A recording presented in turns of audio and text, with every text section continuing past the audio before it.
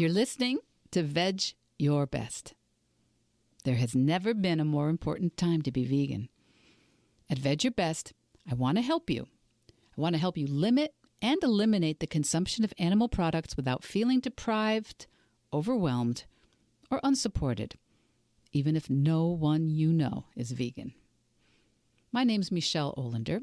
I'm a life coach, and I know that if I could go vegan in my 50s with all my excuses, I know you can start moving in that direction too.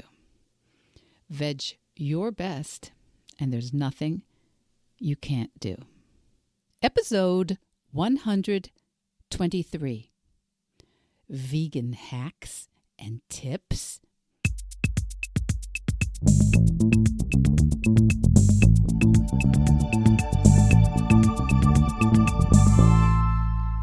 So, Veg Your Besties, here's a topic I wasn't sure that I was going to share. In the lead up to the new year, about 6 weeks ago, I was contacted by a couple of media outlets, and I was asked to give some tips and tricks, tips on how to lose weight by going vegan. And, at first I was really kind of delighted to be asked, really delighted, kind of proud that I have built Veg Your Best and the podcast. And yeah, I was delighted to be asked, but also, and I don't really do that. I don't give people tips on how to lose weight. And though my certification as a life coach did include weight loss coaching, it's not something I have hacks and tips about. As one of the journalists asked me, I'd like to know your top hacks. Well, I just don't think that way. Because when my clients work with me, they make their own rules, and I help them learn to listen to themselves. I help them learn to follow their own plans and, yes, to obey themselves. Because we all have this dichotomy, right? The part of our body, the part of our brain, the part of our habits that just run on the default cycle. And then there's the part of our brain that makes a plan. And coaching is what helps us, I think, most effectively reconcile those two parts of our behavior in our brain. So I don't think that you can hack developing your own self-trust. I don't think you can hack your integrity with yourself. And I don't think you can really hack coaching. And that's my opinion. And yes, you can probably hack dropping some weight temporarily, but I don't think you can hack what is more valuable to me and what I think is more valuable to my clients. And that is dropping the weight of the weight. Dropping the weight of thinking about weight. Dropping the weight of focusing on weight. Dropping the weight of waiting for the weight to be gone. Dropping the weight, how do I say this, of researching weight loss and wondering what the new hack is, what the new tips are. And it's very possible to lose weight, but I think there's no hack for it. And I think there's no snappy 5-part tip sheet. So unfortunately for my business anyway, the way I approach it, the way I think about it is just not easily distilled into a listicle. And you know what listicles are, right? You may not know the term, but you see them literally all the time. 5 ways to drop 10 pounds, top 10 vegan hacks, 3 ways to lose your menopause middle. They're those snappy lists that are easy to read, they are enticing, and they don't really teach you anything. So I told the media outlets, the two of them, with some regret. I did have regret about it, and that's why I wasn't sure I was going to talk about this. But I said, I really don't do that. And I know all the business coaches I know are just literally throwing their hands in the air if they're listening to me today. But I kind of had on top of the delight of being asked, I kind of had a bad attitude about it. And I don't know, it's kind of interesting, right? Because I'm pretty sure that if I wanted to, I probably could do it. I could probably put together something like Vedge Your Best in 6 short weeks, fast vegan weight loss for the new year, or cut fat by cutting the cheese in 30 days or less. Something, right? And maybe I will kick it around. It's on my calendar to revisit next fall, but maybe next year I will figure out something like that, because it probably would actually be a good way to get more listeners over here at Vedge Your Best. And I do want more people to listen. I think the more people who get a little extra support and fellowship and feel more confident about their ability to live a vibrant, happy, excited, compassionate life while limiting and eliminating the consumption of animal products, I think that's all good stuff. And it is why I'm here. So maybe I will come up with some kind of approved listicle to share with the media next year. But anyway, that's why I wasn't actually going to share my ambivalence about this idea of New Year hacks and tips for vegans, in case I do want to do something more in that direction next year. So I'm letting you know very real time, very transparently, my thought process about this, because I believe there might be a way to make my messaging a bit snappier, maybe a bit sexier, a little more enticing to a larger mass audience, but without saying something that I don't want to say. So I haven't quite figured that out yet. But what is interesting is at the same time, at the end of the year that I was getting this request for tips and hacks to lose weight as a vegan, one of my clients sent me a quote that she had circled in her notes from, I guess it was the end of 2021. And she said that she keeps revisiting this note. And the note said, "Oh, what we see when we finally stop looking.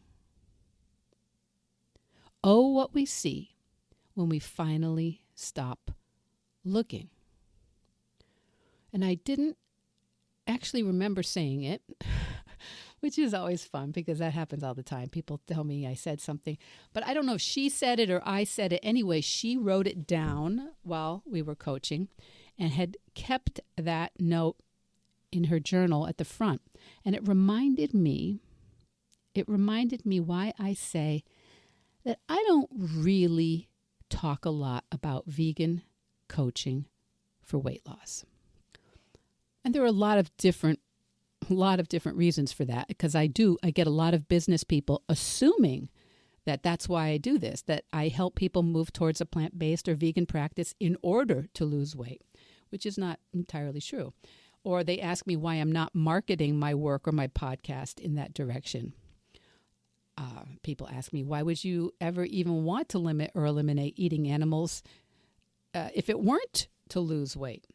And so, those are questions from a business standpoint, from a mass media standpoint that are interesting. And maybe I am. Maybe I'm leaving money on the table.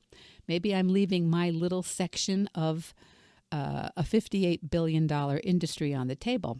And that's just in the U.S. $58 billion, the weight loss industry. And if that is your focus right now, this winter, this new year, losing weight, it is a completely worthy goal. I'm not discounting that. Many of us want to lose weight. Many of us want to look different, feel differently in our clothes, feel differently taking part in activities, and that is a perfectly fine thing to want to change or want to tweak. Many, many, many good reasons to lose weight.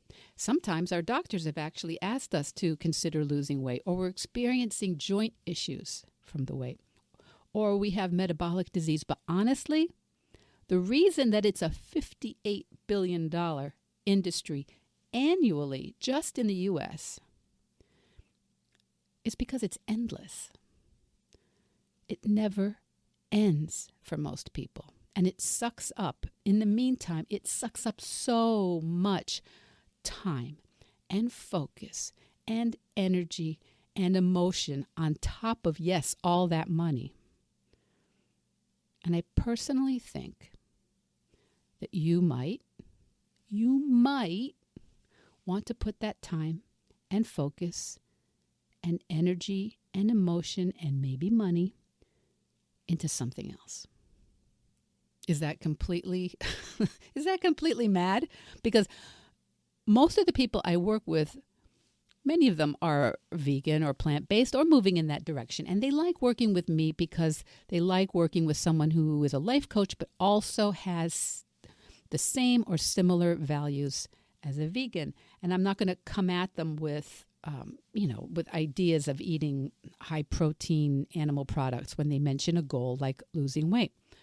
But when they do mention a goal like losing weight, I am very likely to ask them, well, what do you want to do instead of eating for fun?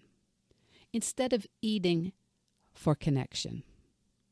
What do you want to do instead of eating for solace or eating to chill out or eating when you're bored or at loose ends or anxious? Instead of eating, instead of focusing on your eating, what do you want to do? Right? If you didn't think that your weight needed to change, how do you think you would be spending your one precious life? Because most of the time when people tell me, I want to lose weight, they know, most of the people I talk to know exactly where the problem is in terms of eating and weight. They know where the overeating happens. They know exactly where the poor food choices happen. They know right where they are not consistently doing what they know they would do if they were implementing the plan for weight loss. So if you said you wanted to work with me to lose weight, I would probably ask you what you want to do instead. What do you want to do? Instead of focusing on what you're eating and your weight, and so many of you say to me, your first responses are, well, okay, yeah, first I want to figure out the weight thing. As if you don't have the permission or the right to focus on something cool or fun or challenging or awesome or next level until that weight thing is settled, All the time I get this. Or they say, why would I need to work with a life coach to do something fun or challenging or awesome or next level, Michelle? That part will be easy. That part will be fun. That's where I'm trying to get. I know I can do that. But how can I do that when I haven't lost my weight yet? That's first, right? And if it really is, if losing weight is really your priority, sure, we can coach on that. But my Vedge bestie, I bet you have a much cooler dream, a much more exciting plan, a much more fun idea than spending your focus on losing weight. Too many of us, especially many of my clients, we are women in midlife or older, and we've been postponing things for years. We've been postponing things for decades until we lose weight.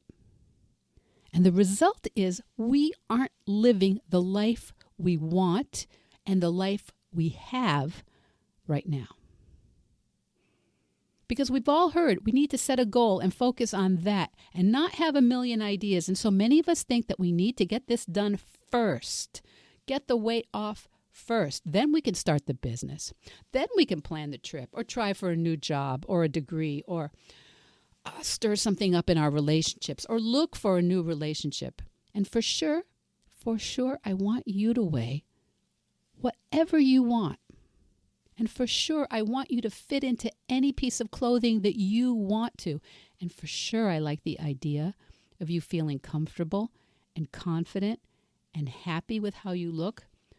But so often that takes care of itself when you are seeing the way you can live each day the way you really want to, rather than looking for ways to weigh less. And that is exactly what my client had written down in her journal. Oh, what we see when we finally stop looking. This week, or even today, what do you think that might mean for you? What might you see if you stopped looking?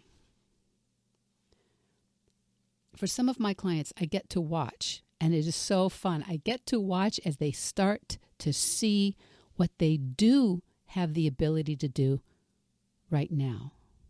As they start to see where they can start, where their life already affords them choices right now that they're not taking advantage of because they've been focusing, they've been looking for weight loss for so long. It is such a distraction for many of us. And I'm not discounting it. I'm not discounting it as something that doesn't matter. But what if you didn't have to look for any other way to lose weight? And instead, you could spend that energy seeing how you want to live in the moments you have right now. Did you know that that's allowed?